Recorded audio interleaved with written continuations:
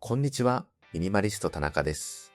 地方都市の隅っこで生活費月11万円でゆるく小さく暮らしています。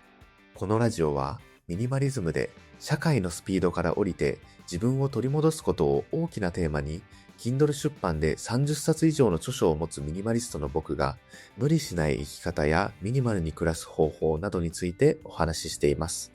もし共感できる部分があればフォローやコメントなどお待ちしています。さて、今日のテーマはですね、少ないお金ですっきり暮らす10のコツというテーマでお話ししようと思います。皆さんは毎日なんとなくお金を使ってしまったり、部屋のものが増えて心がモヤモヤしたりしていませんか？特に僕たち HSP や内向型の人間は、周りの環境から受ける影響がものすごく大きいです。だからこそ、日々の暮らしを自分にぴったりなサイズに整えてあげることが、穏やかに生きるための最大の秘訣になります。今回は少ないお金でも毎日を快適に、そしてすっきりと暮らすためのヒントを、お金、物、習慣という3つの視点からじっくりと紐解いていきますね。それではまず最初の視点であるお金の設計からお話ししていきます。一つ目のコツは、自分の幸福度が上がるポイントを完全に理解するということです。世間ではお金をたくさん稼いで高級なものを買うのが幸せだという価値観が溢れていますよね。でもそれって本当にあなたの心が満たされるポイントでしょうか？大切なのは他人の目を気にした見栄の消費ではなく、自分自身の心が何に反応するのかをはっきり知っておくことです。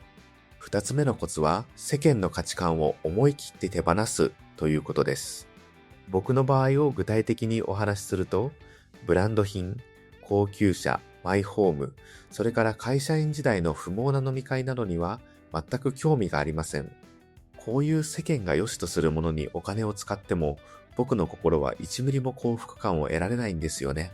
3つ目のコツは、自分だけの小さな幸せにお金を集中させるということです。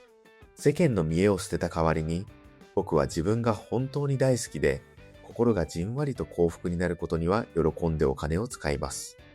例えば、パートナーとの年に1、2回の旅行や、大好きなアーティストのライブに行くこと、あるいは静かな部屋での読書やリフレッシュしに行く岩盤浴、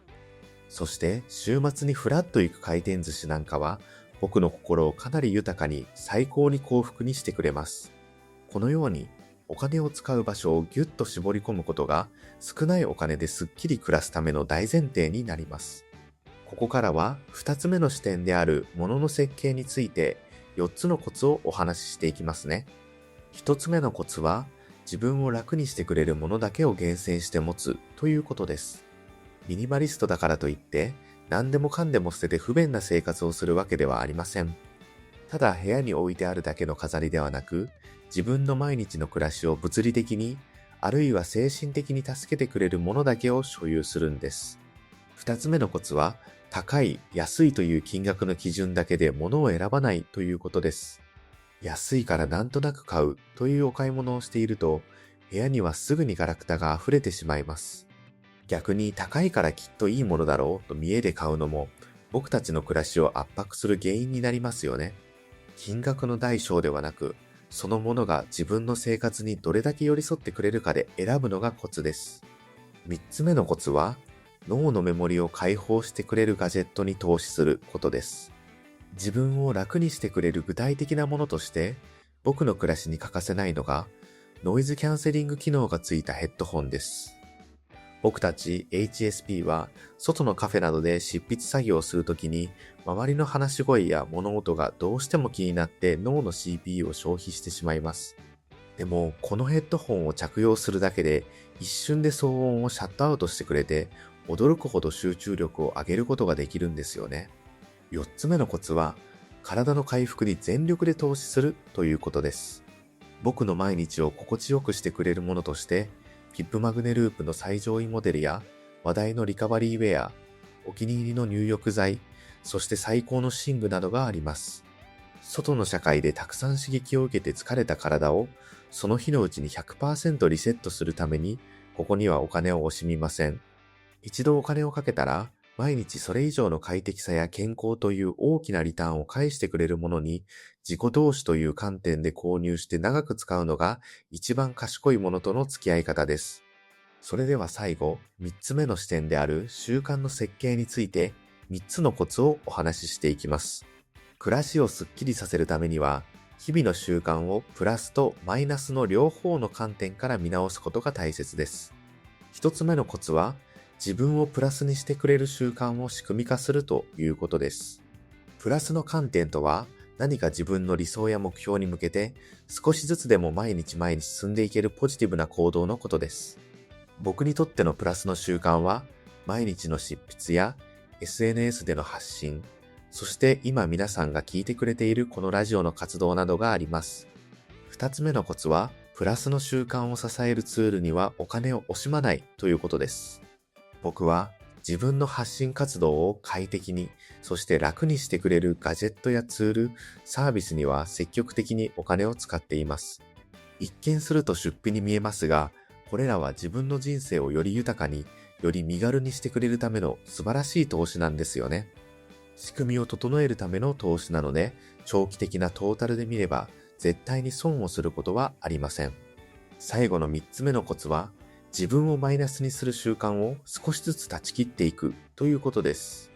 マイナスの観点とは、本当は自分にとって必要ない、あるいは体に悪いと分かっているのに、惰性でやめられないでいる悪習慣のことです。例えば、なんとなく吸い続けているタバコや、ストレス発散のためのお酒、ギャンブルなどがこれにあたります。もちろん、それが人生の唯一の生きがいだという人はそのままでいいと思いますが、もし自分でも本当はやめたいなと悩んでいるなら、それはただのマイナスの習慣です。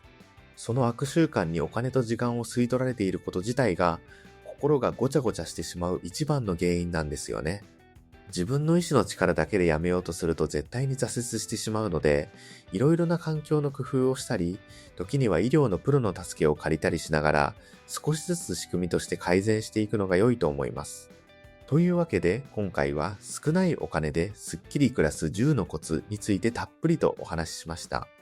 お金の使い方を見直し、自分を助けてくれる資産のようなものだけを厳選し、プラスの習慣を整えてマイナスの習慣を減らしていく、この10のコツをできるところから一つずつ試してみてくださいね。一気に全部を変えようとしなくて大丈夫です。あなた自身の心地よいサイズに合わせて少しずつ暮らしのノイズを削ぎ落としていきましょう。きっと部屋の空間と一緒にあなたの心の中にもすっきりとした心地よい余白が生まれるはずですよ。さて、本編はここまでですが、最後に本編とは関係ないけど僕にとっては大事な話のコーナーです。最近チャンネル登録してくれる人が増えてきてとても嬉しいのですが、その理由の一つとして海外からこのチャンネルを見てくれている人が少しずつ増えています。僕の一つの夢としてこのチャンネルを海外の方とも気軽に交流できる場所にしたいなと。ミニマリズムは世界共通ですからね。なのでいつも聞いてくれている日本の皆様に加えて、海外から僕のチャンネルを見てくれてるよっていう人がいたら、ぜひコメントなどで教えていただければとても励みになります。一緒にこのチャンネルを作っていけたら嬉しいです。それではまた次回の放送でお会いしましょう。フォロー、コメントいただけると嬉しいです。また、スレッズやノートなど各種 SNS も更新しているので、概要欄も覗いてみてください。ミニマリスト田中でした。バイバイ。